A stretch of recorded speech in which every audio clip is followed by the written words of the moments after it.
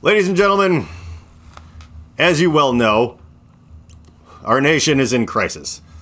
And it's not, it's not the little things. It's not the Chinese weather balloons. It's not the nuclear threat, sorry.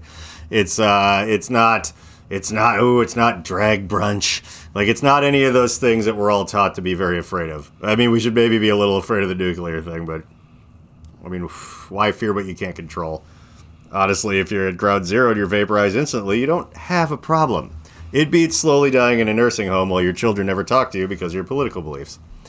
Anyhow, no, the real problem is that, see, the American economy, and stay with me here, is a Ponzi scheme based on constant growth.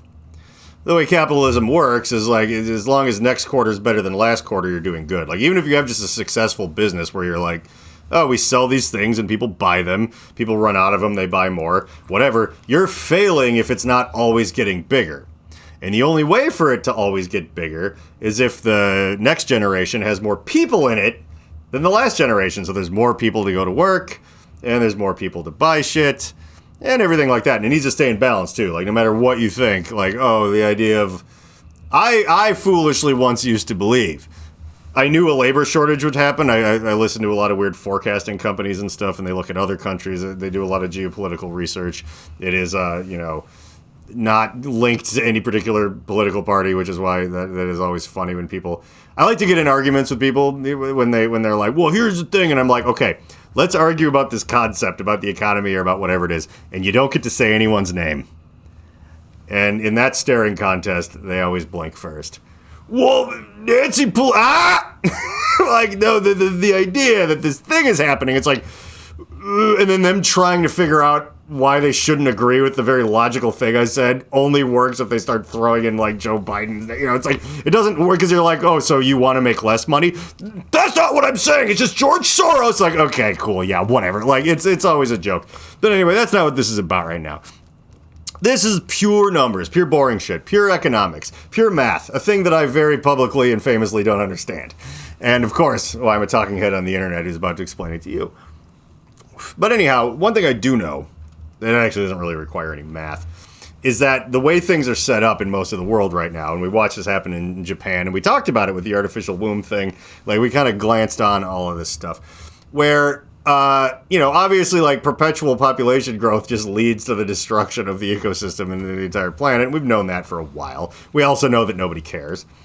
And really legitimately, when there's less new people to, like, go to work and manufacture things and whatever than there are old retiring people, like, things kind of go to hell. They do get really bad. And in the United States, we didn't super have that problem that much. We were on our way. We were on our way in a generation or two to a dirt nap. But I think I lost the cherry on whatever. But COVID sped it up. Right, that whole thing where everybody goes, nobody wants to work anymore. And then you give the very intelligent, and I agree with this answer, it's like, nobody ever wanted to work. Did you want to work at McDonald's? Like, well, you should try to do better. It's like, well, people did. Well, now there's nobody to give me hamburgers. It's like, maybe you'll live longer, you fat piece of shit. But yeah, I don't know. Like, whatever it is, it's not that nobody wants to work anymore. Nobody ever wanted to work, including your boomer ass. Like, if you could have just smoked weed on a farm forever and not done anything, you would have done that. But then, you knocked up Peggy Sue, but luckily your dad was like, do you want to be the CEO of a company that doesn't do anything and has a lot of money? And you were like, I guess. I was going to go with Jimi Hendrix on tour, but he's dead. So I suppose I'll sell insurance. And by that, I mean yell at people who sell insurance because I'm the guy's son.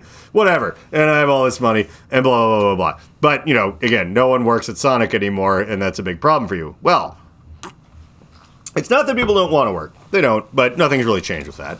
It's that during COVID, a ton of people actually died, but then also a lot of people who were close to retirement age retired. Like, that was a big thing. That was like a real big thing. So that created sort of a vacuum, right? Like, there was like, okay, well, You were there, so you're screaming at the kid at Burger King as you're like, I ordered 3 Whoppers and you threw a jar of piss in their face and you're like, well, if you don't like it, you should get a better job. Well, a bunch of people retired and died, mostly older people. And so you'll notice that I'll use myself as an example. I wasn't even in the workforce. Now, I'm not your average person. I'm a clever monkey, but geopolitical forces and local economics do affect me. I am a human being on Earth. I am not a weird magical trickster goblin that follows Superman around being like, if you can name my real name, maybe you'll be able to get your powers back. Woo! I'm not that, but I am a person. So I recently re-entered the workforce, and I'm very talented. I'm very persuasive. I had a friend that kind of nudged me in the right direction. No one that had any power to help me really get the job, but just, it was like, hey, why don't you try this, he says. And it's like, and I'm glad he did, but it's like, I didn't turn in a fucking resume. I did one contracting job on the outside. Noticed they needed someone who was adjacent to my skill set on the inside, not even exactly what I do. And I was like, hey, can I work here? And they're like, you just saved me from 20 more interviews. You're hired. Whatever. And that's how things are starting to be. I, as talented as I might be, have nothing on paper. So back like 10 years ago, it was just kind of you're like, well, you're the best videographer we've ever seen, and you're a really good graphic designer, and we could really use you, but this weirdo that went to college has to have it. Sorry. And now it's like, please, will someone work here? And I'm like, you got lucky because I showed up. But that's not just me. That's happening everywhere. There's so many places that are actually hiring for half, not really because of inflation and stuff, but halfway decent money. People to do not embarrassing shitty work.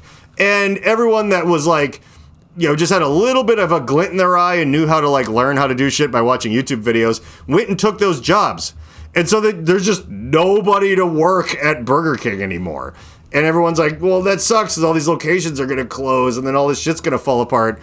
And then you might be like, oh, well, that's just boomers worrying too much and da-da-da. Well, unfortunately with that, they're right. If enough places like those do close, food deserts form, there's not enough people to support the older people, no one's paying into Social Security. It's just once again, our economy, I'm not joking about this, is a Ponzi scheme based on constant population growth. And now we've fast forwarded a couple generations to kind of where places like Japan and other spots are, and more places around the world where it's like, oh, we have that real problem. The bottom is truly going to fall out of this fucking thing. But luckily, some of the powers that be, but maybe not the overarching, the biggest powers that be, but enough of them, the strong-willed, don't take no nonsense, don't take no polio vaccines people in some southern states and their influence around the country have come up with a solution to this. Because you see, the other side of this is that, there's nobody to, it's not that people don't want to work, there's nobody to work. Everyone that can watch a YouTube video decided that they were going to be a CAD architect, 3D, they're like, I'm going to do this. Or I could learn IT as I go. Fuck it, I ain't mopping your fucking floor. But we don't have floor mopping robots yet. So, there needed to be a solution. But luckily, there's some forward-thinking people that have had a multi-stage program to make that work. First, they took away women's reproductive rights. And you're like, well, how does that help this situation, John? How in the world does taking away someone's bodily autonomy help the economy? Well, see, the for-profit prisons aren't going to fill themselves up.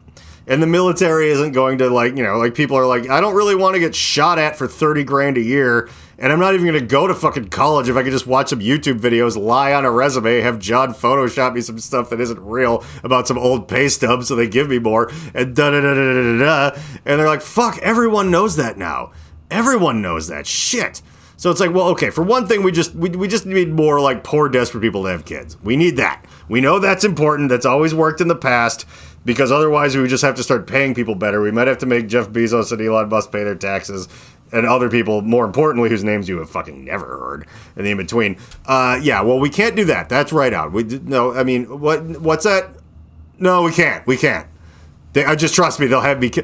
Yeah, people know that Jeffrey Epstein didn't hang himself in his cell, and we're just going with, yeah, that did happen. So do you think they're not going to shoot you for figuring this out? Yeah, no, you're done. So can't do that. Sorry, Daddy Bezos and our red Chinese masters. Yeah, right.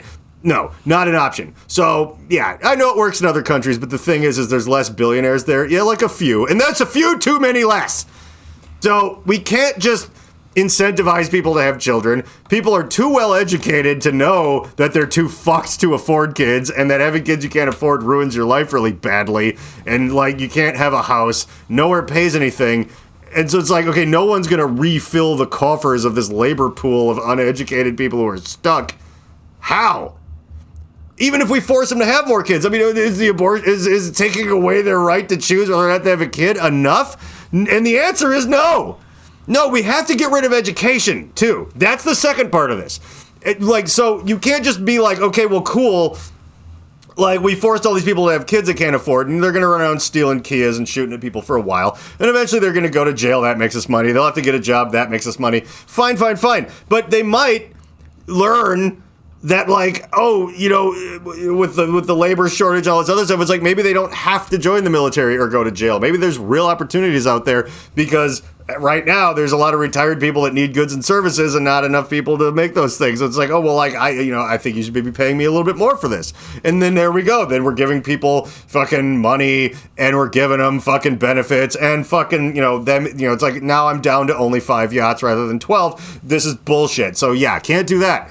So, okay, we got to get rid of education. It's like, but people really think that that's important. That's going to be tough, John. Like, no. See, because, like, here's what we do. We just go, what they're learning in school is that, like, you're bad if you're a white person, and they're just teaching them to be like some sort of non-binary tranny, and they're indoctrinating your kids to this horrible blue-haired thing, which obviously is a little bit silly, but it's like that's the reason that there's no sense in sorting that out. We have to get rid of, you should be homeschooling them is what you should be doing. Religious weirdos have been doing it forever, and religious weirdos is who I'm talking to. So, that's what we're gonna do. So no more of this school business. We gotta like defund the school. I know they don't have any money, but let's get rid of the rest of it.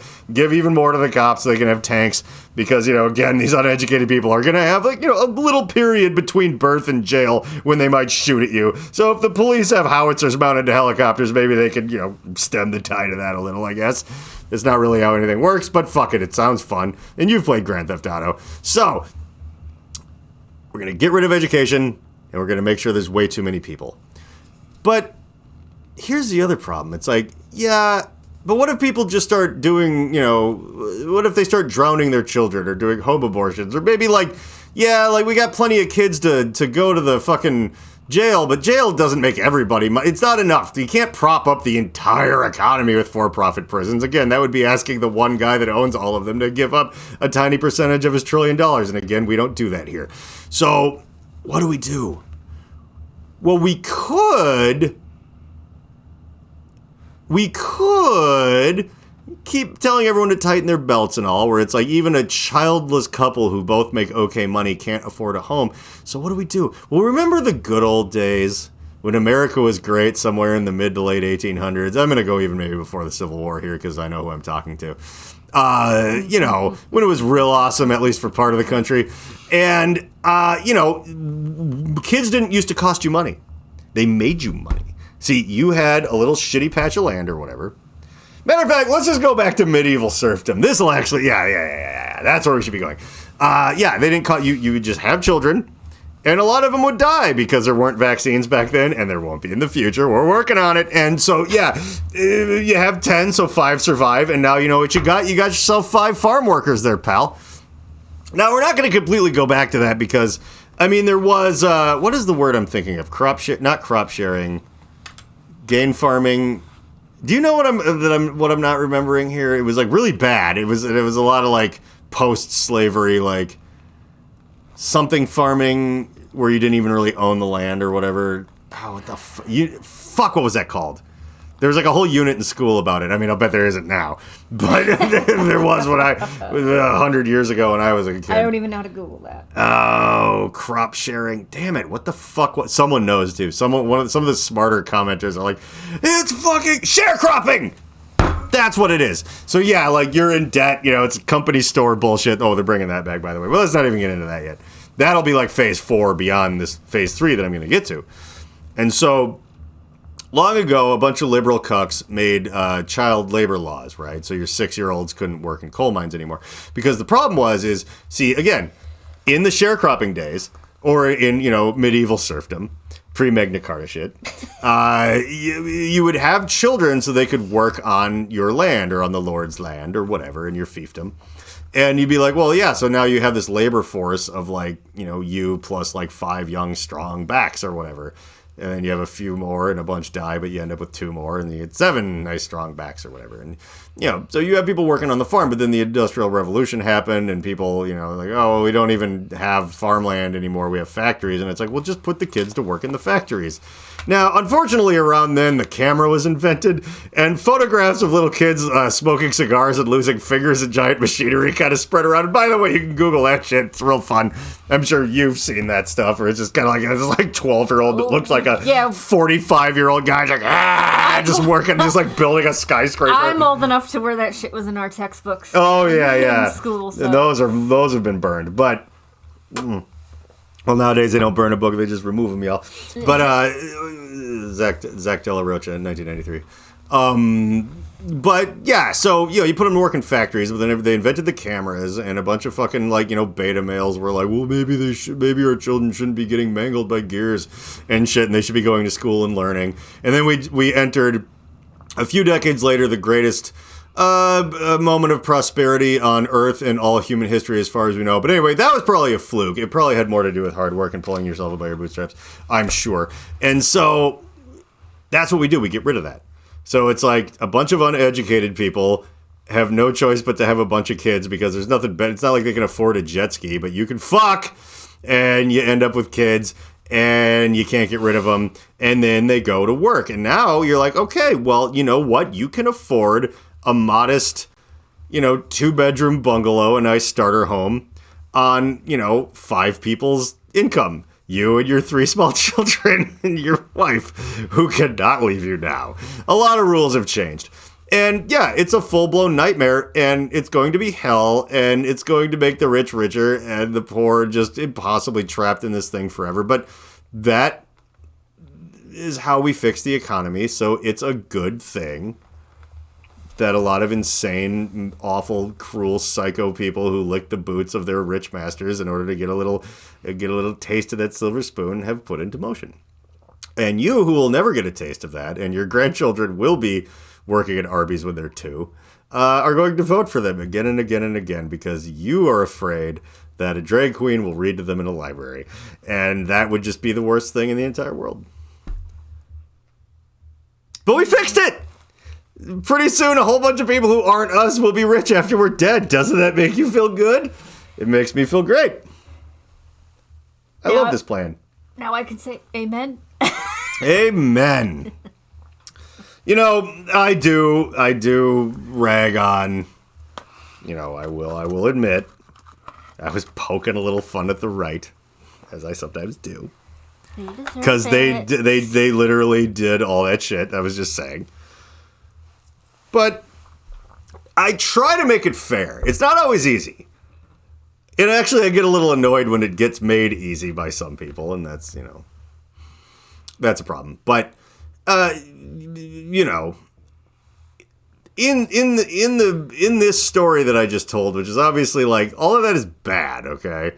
Like, you could just perhaps redistribute the wealth in a more egalitarian fashion and have a really strong economy without being a giant, crazy, winner-takes-all, Wolf of Wall Street, cocaine-powered rocket to hell of an economy by just kind of making it a little bit more Northern European and fixing some real simple things.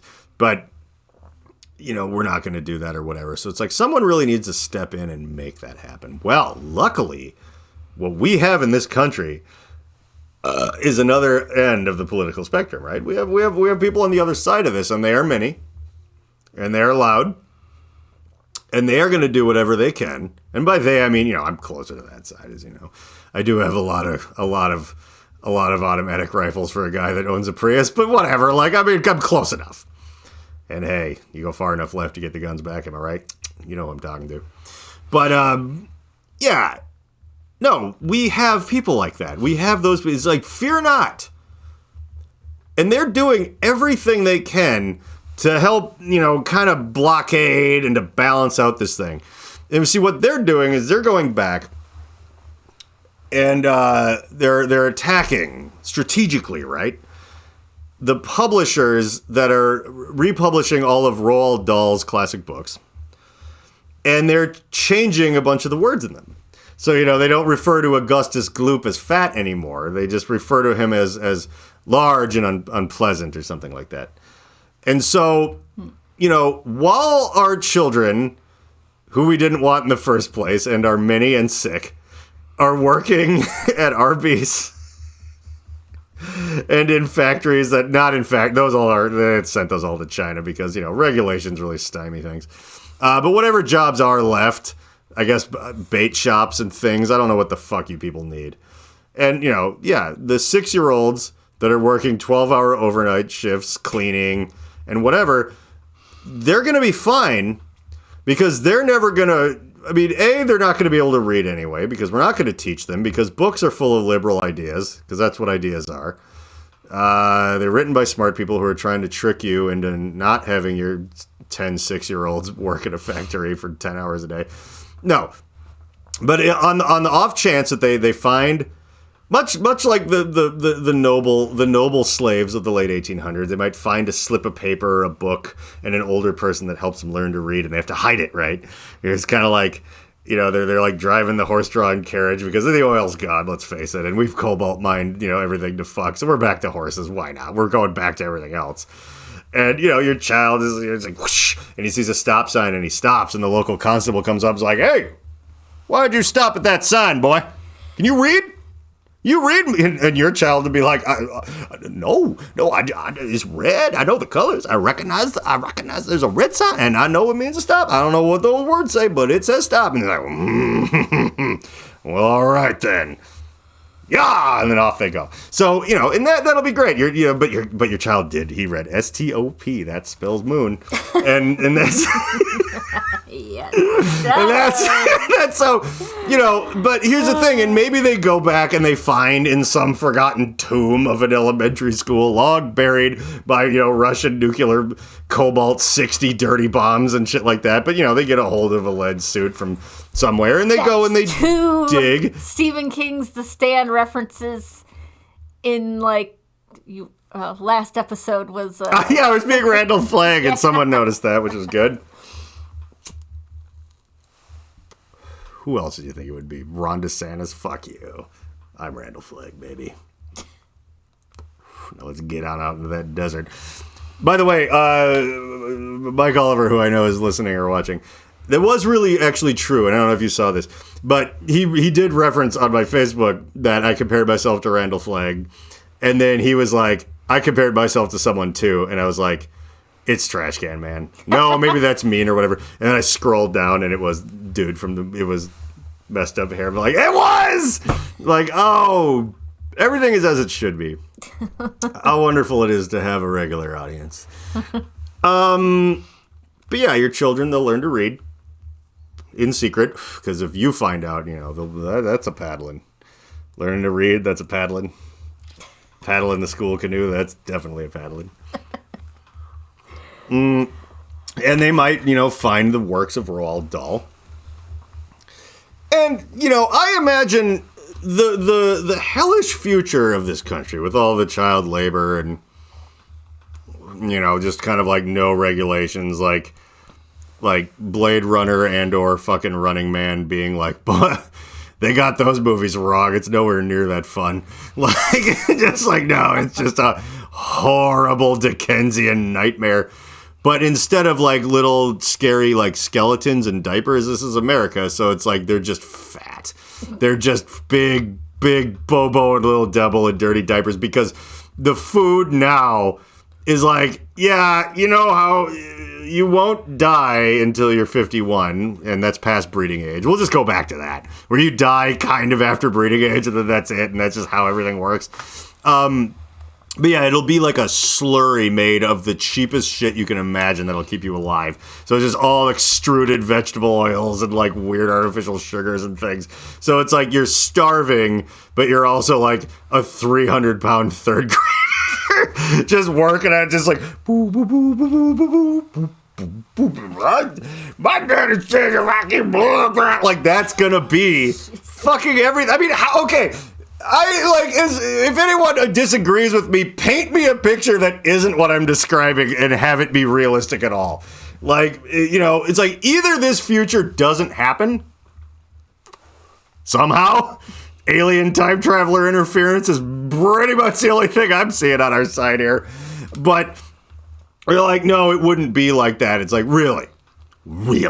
It won't be just this thing where people that don't barely live past 50 with no money in these company town things getting paid in wacky Elon Musk bucks or whatever the fuck it is. They're just like constantly in debt. That you can't leave. If you leave where you work, you lose your like living space or whatever. To try to scrape the most money together, you put your children to work as quickly as possible. It's like, oh, like 10 weeks from conception, my hands could do menial labor. Like, yeah, you know, it'd be like, thank God. And it's just like, okay. And you imagine that the food in this scenario is like elk meat and fucking Brussels sprouts like Joe Rogan eats. Is it? So we think that's how this goes? It's not just like a fucking tube of easy cheese the size of a Saturn V that they just pump out of a humongous thing and like Immortan Joe on top of a mountain. It's like, do not get addicted to easy cheese. And everyone has their bowl. And they just eat that and those people are skinny in your mind. Yeah, that's why we're censoring the books. The left is working with the right. No, it's not. They're just an impotent bunch of idiots that go like, we should have a revolution, but in the meantime, let's stop calling people names. Like, we fixed it. Oh, God. This is going to happen. But we'll be dead. And that is awesome. You know who's not dead and is awesome? Short Round. Oh, yeah. And Short Round won a fucking Oscar.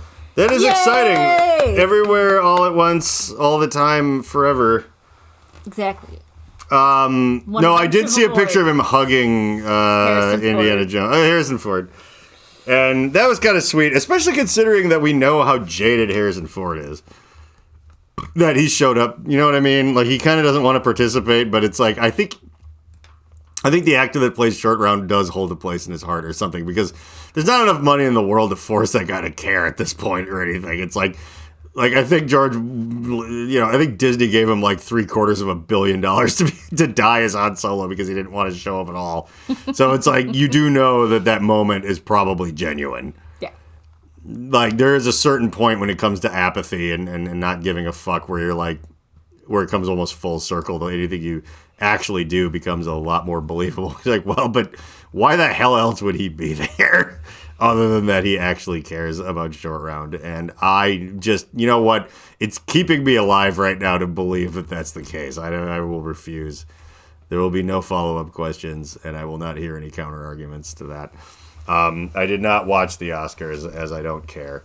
But I didn't either. I heard Michelle Yeoh became the first Asian woman to win, like, Best Actress, like, ever. Yes. And that, what was the other? Oh, Jamie Lee Curtis finally got recognized for something. And Brendan Fraser! Yeah. His thing, yeah, fuck old white women. Middle-aged white men's where it's at. That's me. A little overweight. Who play a much more overweight thing. I actually love that he seems like honestly like a pretty good guy. Brendan Fraser got fucked over. Yeah. Like, I do honestly feel bad about it. It's like he actually got like sexually assaulted, and no one, but like people are like, you know, they don't believe. People were talking about that, and it's like no one believed him or whatever, and it's like they don't believe women either. It's like, yeah, you'll have your turn like you've had for the past 30 years, but yes, you know, like they didn't believe Terry Crews, and they didn't believe Brendan Fraser, and then he also got completely raked over the coals in a really shitty divorce, which no one talks about because that, gold digging harpy thing is a made up stereotype. And yeah, Going hard on the women, eh? I'm sorry. With Brendan Fraser, it's a little hard not to. I don't mean me personally, like I've been treated great, but like him. The kerfuffle on the internet becomes a little bit funny, where people tend to like omit things when they're talking about it. It's like, let's just say what happened to Brendan Fraser. But yeah, no, I'm not. Well, I'm not making some sort of broad like thing. But he just, you know what? It's unlucky in cards, unlucky in love, unlucky in everything. Maybe eventually win an Oscar. Yeah. I don't know if that's how it goes. But I didn't see that movie. I didn't see Everything Everywhere. Did you see that? No, I really want to. And okay. But I'm so glad I stumbled upon, thank you, David Mutter, for recommending another Daniel Kwan movie, Swiss Army Man. And I'm not going to tell y'all what it's about because I want you to go into it blind. But I think now that I've seen that, I can go and watch Everywhere, all at once, blah, blah, blah. And understand it better.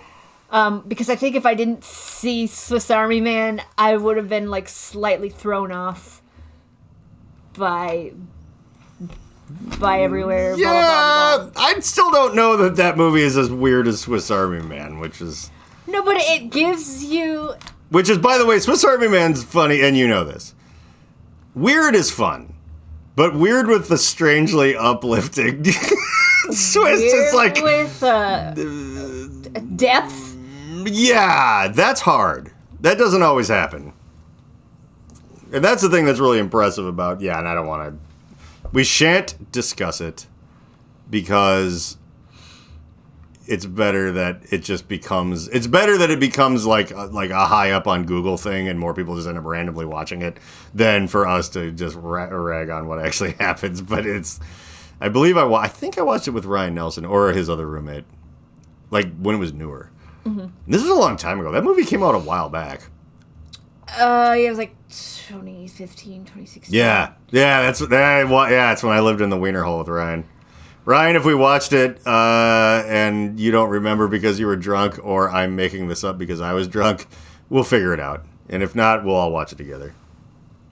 Although I remember a lot of details, so I'm pretty sure I watched it. Yes. I second-guess myself quite a bit in these things, but in that movie, it's like, if I'm making this up, I have more problems than I thought I did. The ketamine will help. But...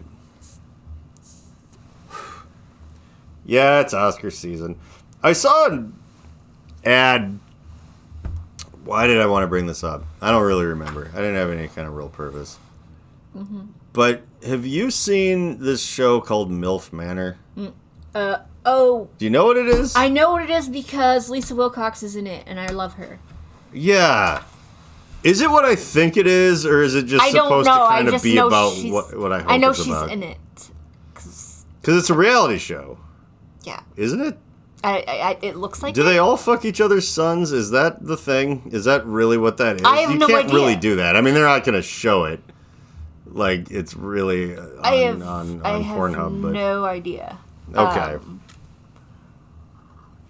The only reason why I know about that show is because I follow Lisa Wilcox on Instagram. So, who is Lisa Wilcox? She was in A Nightmare on Elm Street 4. She played Alice. That's what she's most known for. She's been in an episode of Star Trek: The Next Generation. I can't quite remember which one it is. That's how I heard about this. I didn't know what MILF Manor was. And then I was watching, speaking of Star Trek, I was watching Red Letter Media. They did like a big 2-part retrospective on all of the main ones, not like Freddy's Back or Freddy vs. Jason, but all of the original numbered Nightmare on Elm Streets or whatever. And they were like comparing and contrasting like all of them or whatever. And they mentioned, that's what it was. They mentioned her, and because that was a thing, Mike was explaining all of the different people that were on Nightmare on Elm Street who have been on Star Trek: The Next Generation or something at one point or another. And then he's like, oh, she was. And then also on MILF Manor. And I was like, I watched something like YouTube videos, but I probably would actually have to watch the show to understand what it was. We should review MILF Manor. or Star Trek: The Next Generation. Either way. And they did one of the fun things they did talk about is how Robert Englund was never in any Star Trek things, and it feels like he should have been. No, he was in V, but he was in V. Yeah, and that's science fiction. But I feel like Robert Englund should have been like a Klingon or something. Like that would have been great. Like if they were like, okay, because there's been a lot of people. Like Christopher Lloyd was like a weird Klingon battlecruiser general or whatever. He was in he was like the main bad guy in Wrath of Khan. Oh, he was in Wrath of Khan. He was earlier. That's right. Yeah. Yeah, he was. Yeah, and I always loved the Klingons in Wrath of Khan. And this is a funny thing I do remember. Yeah, that was the Christopher Lloyd thing. Is that my dad kind of explained to me while we were watching Wrath of Khan on more than one occasion. Like I didn't understand the ruthlessness of Klingon culture and or any normal Earth military thing, really, because I would have been like 9. But like, I remember there was like some one of the other guys on that ship was like, this happened and it didn't go completely right, and Christopher Lloyd was like, you've been demoted 2 steps. And he's like, yeah, and I'm like, wait, why is that guy okay with that? And my dad was like, that's just they don't tolerate failure. He's like explaining Klingon culture to me, but I'm like, I didn't really get, like, hard-lined, here's what should happen, because, like, I definitely was raised, and the era I was raised in, I can't really blame anyone.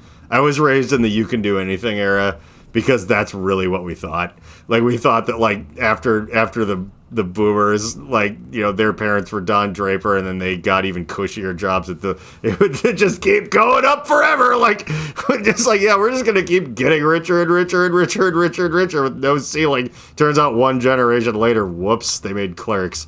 But, like, yeah, I was, like, firmly where it's, like, you couldn't really blame them, Like, people who were born in, like, 1998 and people were still talking that shit. They're like, yeah, really? You're telling your kids this? Those people had a problem. And being born in 1980 and being like, it's all uphill from here because we still had the whole 80s to kind of, like, turn that bluff into a reality. We're just like, yeah, look at all the cocaine we're doing. Like, this is fucking great. This is like Maseratis. Like, let's crash them. And Reagan's a puppet in a Phil Collins video. Everything's going to be great. And, like, Patrick Bateman's going to be president. Oh, right, but that's what I was going to say. So Christopher Lloyd was, like a Klingon ship captain or whatever like that. And I think Robert Englund would have been a great, like, they actually go to the planet, or whatever, and it's like, there's like a tribunal, but there's like a president, and it's fucking Robert Englund in full, like, almost Freddy, but Klingon, like, just like an eye sewed shut, and he's like missing a bunch of fingers. He's like, order the court. Like, he's just the most unhinged. You know what? Fucking, he could do it now, and it would be even better now since he's older. He is. Oh yeah, I forgot. Who did we? It wasn't Robert Englund, but we lost the guy that made the movies, right? Wes Craven died in 2015. Yeah, we lost him a while ago. Okay, I forgot that. Are we sure that Robert Englund's alive still? Yes. Okay. You would know. So. Yeah. And if David Mutter does not watch this, although he should, but yeah, like, he would. Okay, so they need to make another. Oh, that would be, because I've also heard that, like, Star Trek Picard was kind of stupid, but, like, the last season, the newest one, apparently was kind of good. Like, if you actually like Star Trek, the first season, I thought that was good. But if you like Star Trek for real, it's like, apparently, like, the third one was like, this is like real Star Trek. It's actually good in that way that you kind of want. It's not just like an action movie or whatever. And yeah, now would be a good time to talk to, like, it looks like Worf is back and he's like kind of this like Miyagi pacifist that will behead you, but he doesn't want to. He's like this famous, warrior that's kind of like, I've moved past that now.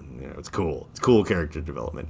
But I think Robert Englund being just like the deranged, like, Klingon emperor or something, it would be like, man, that would be great. And they would be like, yeah, play to your strengths. Don't hold back.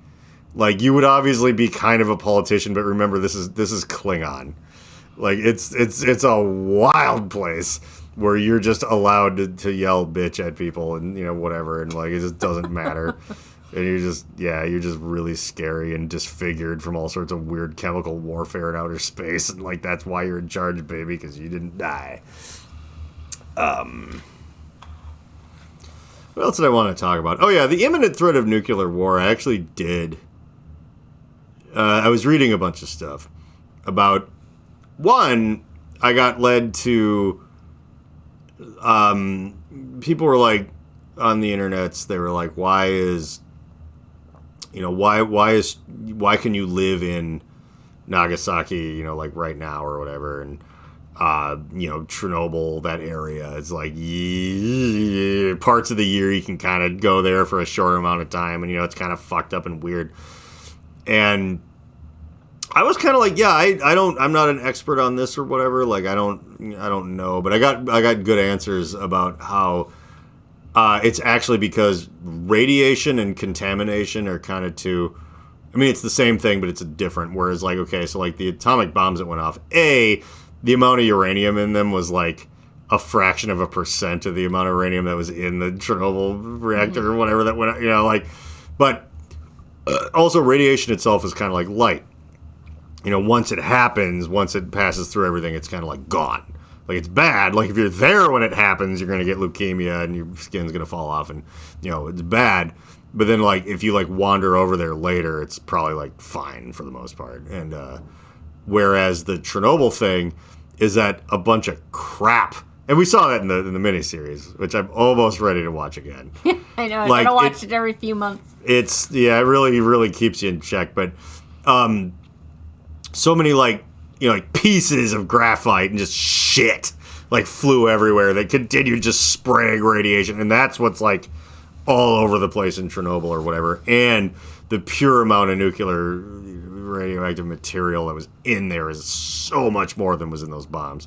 And even in the bombs, when you do like the math, it's like, the bombs was like 6 kilograms, where it was like hundreds and hundreds of them in the reactor in Chernobyl or whatever. But it's like also like of the 6 kilograms, maybe only like 1 actually fully ignites or whatever, or however you want to say it, fully reacts, goes off in the bomb. It's like, so it's like the ratio of like, oh, how bad is this compared to this is like nothing.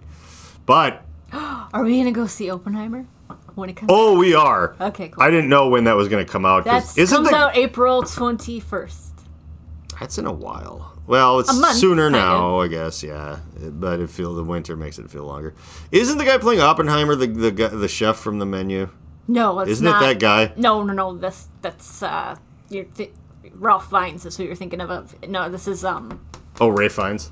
Oh, that's Ralph, who that was. Ralph. Oh, is it Ralph? That was Rafe. Oh, maybe it is. I'm pretty sure it was Ralph, but It's like RAPH or some shit. Oh, I don't know. Find out. Doesn't really matter, but no, the Peaky Blinders dude is what, the Scarecrow? Yeah. He's Oppenheimer? Yeah. I guess Oppenheimer would be younger. I forgot that is Ray Fiennes. The idea, the Menu, it was funny because it's like I haven't seen him since he was a younger heartthrob. So it's like, oh. It's Ralph Fiennes. It is Ralph? Okay. Yeah. That is him. Yeah. I guess like him being older in that is why it reminded me of like Seven kind of more. I don't know. Because even though like everyone in Seven was still like, all of those are famous actors that are much older now. Brad Pitt and Morgan Freeman and the guy that everybody hates. What's the fucking name? The guy that ended up being the murderer. Spoilers. Kevin Spacey. Kevin Spacey, that's right. I just can't remember names. But I don't know. It just had nothing to do with that. I guess there was like, it was just the entire miasma of my like film watching history or whatever, because like he didn't remind me. He reminded me of Kevin Spacey's character a little, the way he talked, but the way he looked started reminding me of like Anthony Hopkins in the first Silence of the Lambs, where he's just like a very handsome, well-rooted thespian that's just getting a little older. And I always kind of conflate, although they're a few years apart, Seven and Silence of the Lambs as being like Seven being a movie that only got greenlit and only happened because of how big Silence of the Lambs was. Like it was an Academy Award winning, like fucked up scary movie. which I wish that would still happen.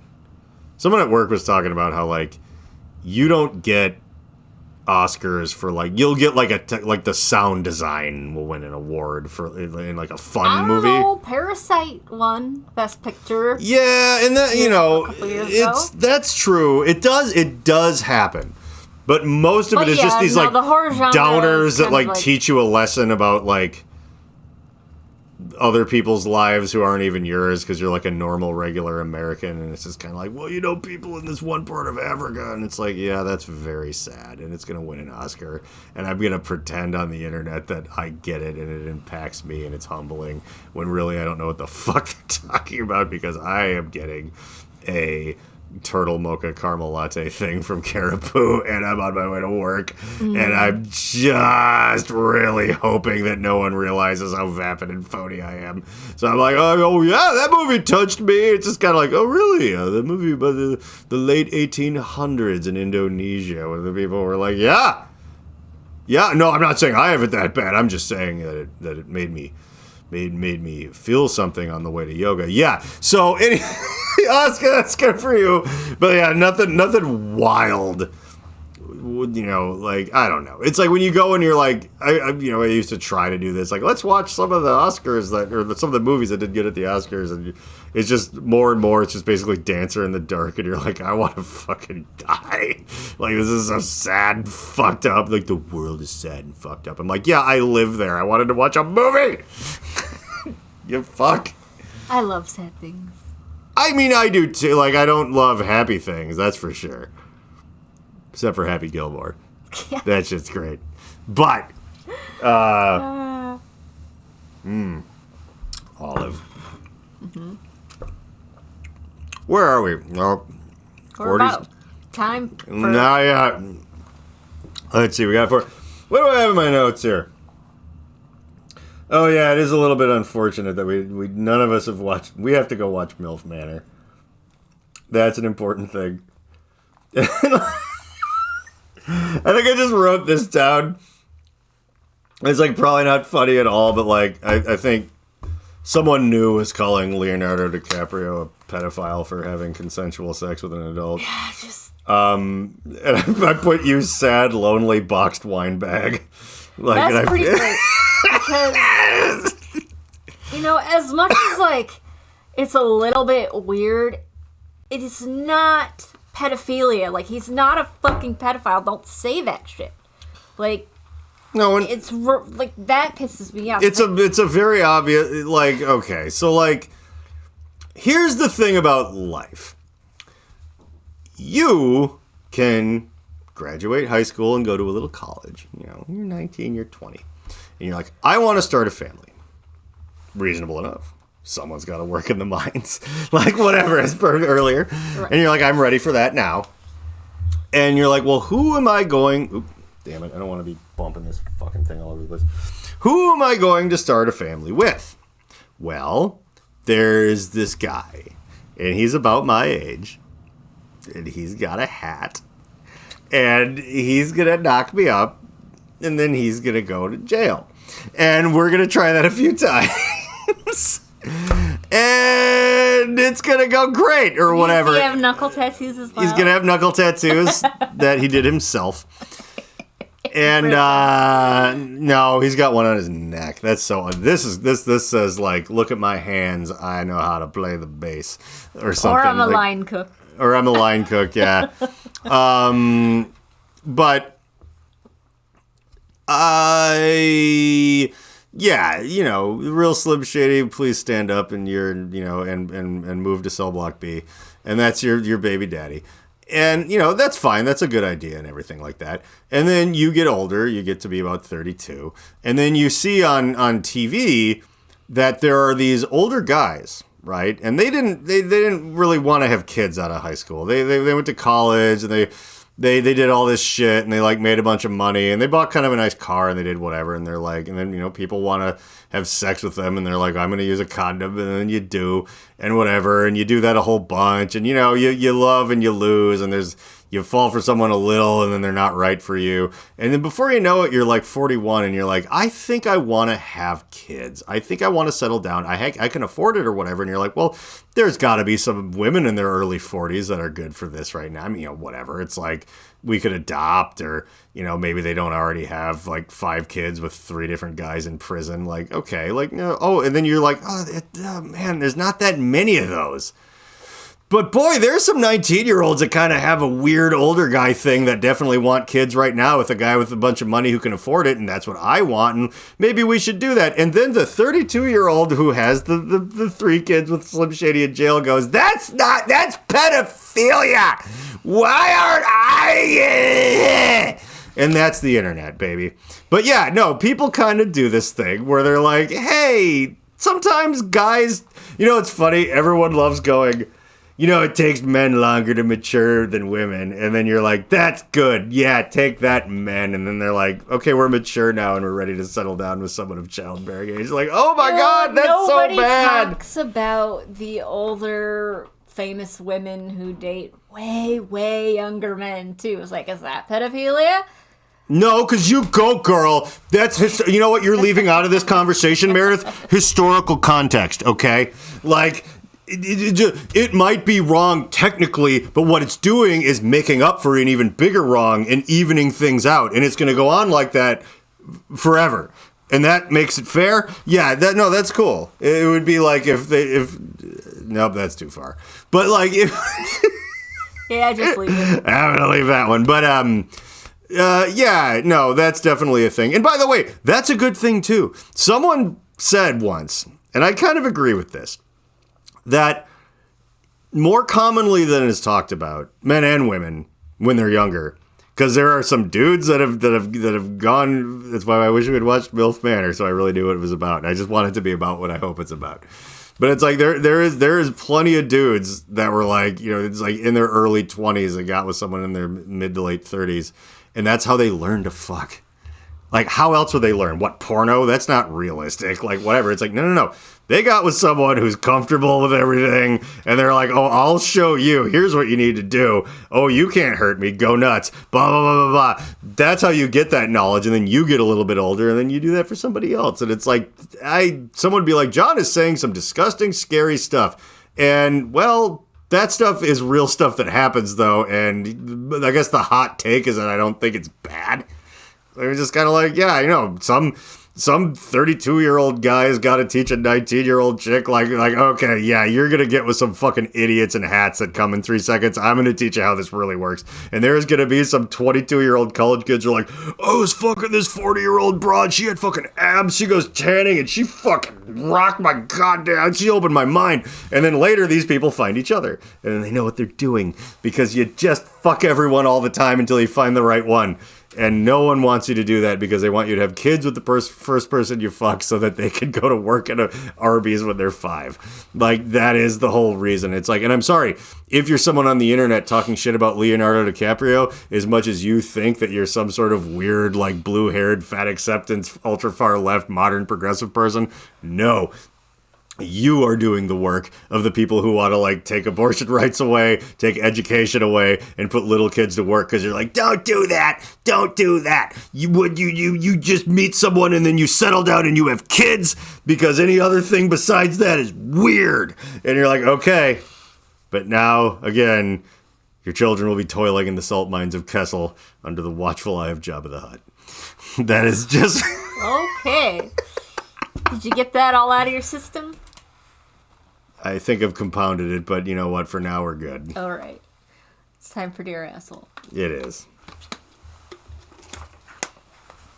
I just like bringing up Jabba the Hutt in that metric, because I always do feel like the people who are like, let's vote for Trump because we want something different.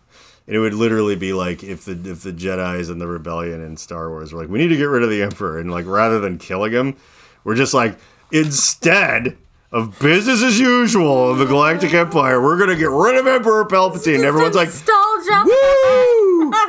No, and then we're gonna vote for a man of the people, a businessman, someone who gets things done because he has a monster and a trapdoor under where he lives. Jabba the Hutt for emperor. And you were like, yeah, that's smart. That's good. I didn't know he ended up being racist. Like, no, yeah, that's true. Like, he eats frogs and he strangles dancing girls. And you were like, yeah, but he's a good businessman. And I'm willing to bet once we install Jabba the Hutt as Galactic Emperor, I'm going to be rich somehow.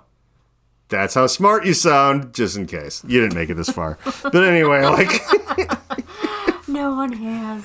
No one has. Mike Oliver has. How you doing, buddy? Let's work on that.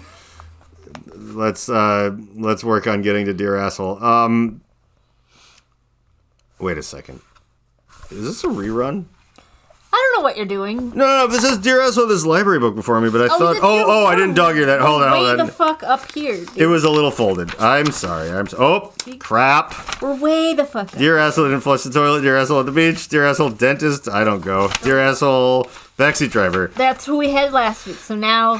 Here we go. In this book that I will not explain, I don't know where the camera is. Dear Asshole, it's this thing written by people who didn't... Let's just say this. This was not written ironically. Everything that I say is written by people who actually think every line of this is funny on its nose. And that nose is not filled with nearly enough cocaine. And they're tarot sheets, and you can give them to people. Ha! Yeah, because you can't just... talk shit to people's faces, and you can't write them notes. You need someone to write notes for you because nobody wants to work anymore. Well, that's the thing. This book is part of this upside-down goddamn Ponzi scheme that we call America. Dear Asshole, always asking for favors. Also, I don't read ahead, so it's like, I don't know. I really set myself up for, like, maybe this time I'll sound stupid for making fun of these people. Hasn't happened yet. But Hasn't really. We'll see. Dear Asshole, always asking for favors. Asking me for favors. It's my turn to ask a favor of you.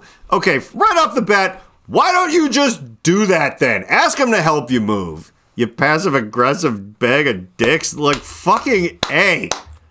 It's my turn, but here's a note. By the way, I didn't write it. It's from this book that isn't funny.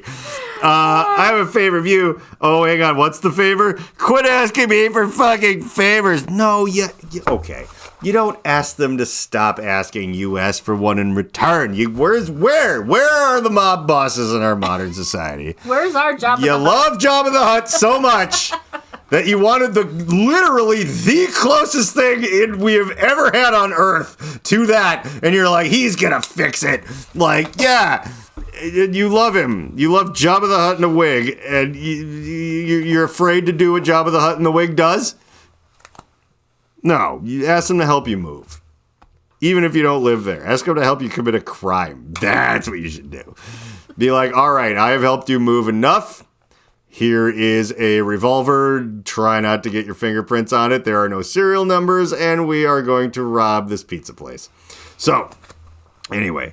I was not put on this earth to act as your personal servant. Yeah, that's everyone in a restaurant when I show up. Start doing some things for yourself. I have my own life, and it doesn't revolve around picking up your dry cleaning or... Who the fuck asks other people who they aren't married to do that? Meredith, will you pick up my dry cleaning? I'm so busy. And you'd be like, go fuck yourself. Like, what? You're like, I'm going to leave you a note. Like, who are these flaky dipshit people? Okay. Like, dry cleaning, that just means dirty to me, because I never take that shit. Thank you, Mr. Hedberg. Yeah. This shirt is dry clean only, which means it's dirty. And this jacket is... Actually, no, this particular suit coat, if you could only feel it... Like, my tie is very soft, but feel this jacket once. Yes, this is made of a chemical compound and fabric thing invented, I believe, for use in the Vietnam War that is no longer legal. And yeah, you can't get it wet. And I don't mean you shouldn't. I mean, if you throw water on it, nothing happens. It just falls right off. Mustard. Into a gremlin. Oh, yeah, that's why I have 3. Do not spill a drink on this thing or you will have more jackets. But yeah. But only gin. This weird polyester rayon blend made from a third chemical that presumably fell from space. This jacket is made out of what they make Happy Fun Ball out of, I'm pretty sure. That's a deep cut and my favorite thing in the world. Okay, I have my own life, blah, blah, blah.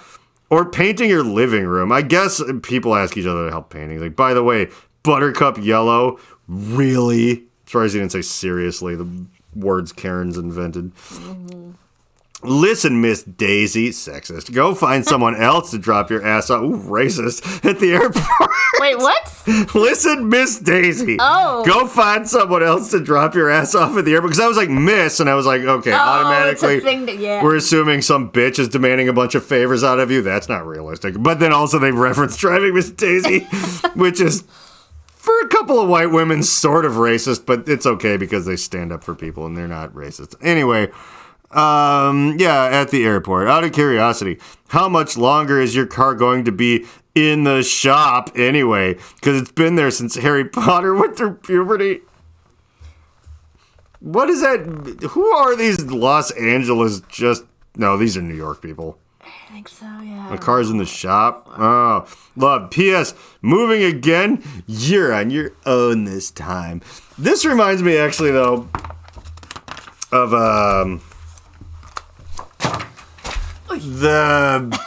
the one of David Murder's friends, and the one time it was like one of the last people I ever helped move is when David bought his house, and I also felt like he was a good friend, but then I was also like, we're going to be using it as a practice space. I was like, yeah, you know. But he also had like 50 people helping because he actually has friends because people like him.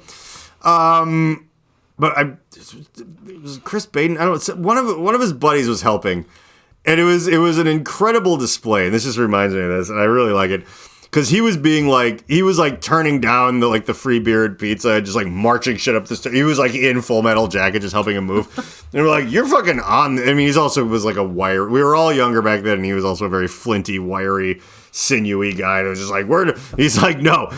I forget this friend's name. David might remember the story if I bring it up to him. But it's like, he was like, this is why I do this. I help everyone move. Because eventually I have a lot of shit. I'm gonna buy a house, and I'm calling these favors fucking in. Yeah. There's gonna be no beer, no pizza, no talking, no fun, and we're just gonna fucking move the way I moved you. And if that motherfucker's attitude wasn't better than leaving a note for someone that you didn't write because they asked you to move, I'm just saying, if he wrote a book, I'd read it.